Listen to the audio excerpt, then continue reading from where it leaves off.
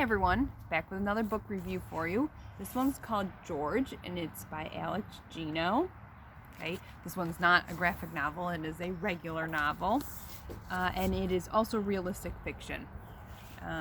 It takes place in a small town. They don't specify where, but it could be any small town in the United States. So it is about a boy named George, but he identifies as a girl. And as a girl, he chooses the name Melissa. So in the beginning of the story, no one actually knows that he feels this way. Oh, and I should mention he's also in 5th grade, so he's pretty young. And so no one knows he feels this way. He lives with his mother and his older brother. I do believe his older brother is in high school.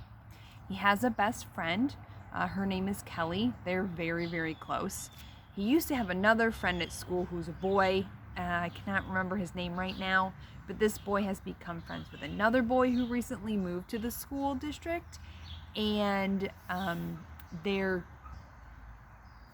bullies. They're not nice at all. They're not nice to George. They're not nice to other kids, and it's really too bad that happened to the kid who used to be best friends with George. But that's just one small part of the story. So the biggest parts really is what happens in school, and that is that they're in 5th grade, like I said, and the school they go to is a K-5 school, and every year the school chooses a book to read, and all the classes K-5 read this book, right? And the book they chose that particular year in school was Charlotte's Web, which if you've never read it, you should. You've probably all seen the movie, but it's a fantastic book. And they read it, and then each grade level does some big project with it. Well, the big thing the 5th graders get to do every year is that they act out the book as a play, right? And so they all get to act on stage, or if they want to, they're part of the crew and they create the set and things like that. George really, really, really, really, really wants to be Charlotte. So he practices all the lines. He is fantastic at them. He does really well. And so when it comes time for them to audition, he auditions for Charlotte, even though he's a boy. But remember, he identifies as a girl, but nobody knows that at this point. And so he, like I said, auditions for the role of Charlotte. His teachers tell him he did a fantastic job, but they don't give him the part, right? He's pretty bummed about that. They offer to give him one of the lead boy parts, but he questions this whole time, why do you have to play a boy part if you're born a boy, right? Why can't he play this part that's traditionally a girl's part? But really, I guess I never thought about that before until I read this book, and I really think Charlotte could be played by either a girl or a boy, and a lot of roles you can do that with. So he struggles with that through the book. He ends up, I do believe, just being part of the stage crew, helping with set design and painting and building and all that stuff. Something else does happen with the play later in the book, but I'm not going to give that away. You'll have to read it to find out. Also in this book, George is really going through this inner conflict with himself, inside himself, because, like I said, he's struggling with this, he's born a boy, but he feels like he's a girl. That's who he identifies as, and he really struggles to share that with people. So stuff does come out later in the book, but I'm not going to tell you how it happens. Again, you'll have to read the book to find out. So you'll have to find out, who does he tell? Does he tell everybody? How does that affect his home life with his mom and his older brother? How does that affect his friendship with Kelly? How does it affect his relationships at school? So you'll have to read the book to find out. Did I leave anything else out?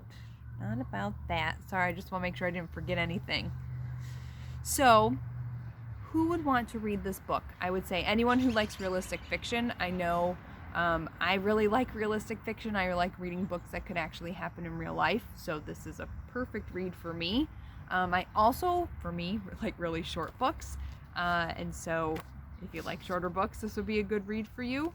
I felt like it flowed really well. I didn't feel like it took a long time to get through it. I didn't get stuck anywhere. Sometimes you feel like parts of a book, it just keeps going on and it's never ending and it's kind of dull. That did not happen in this book.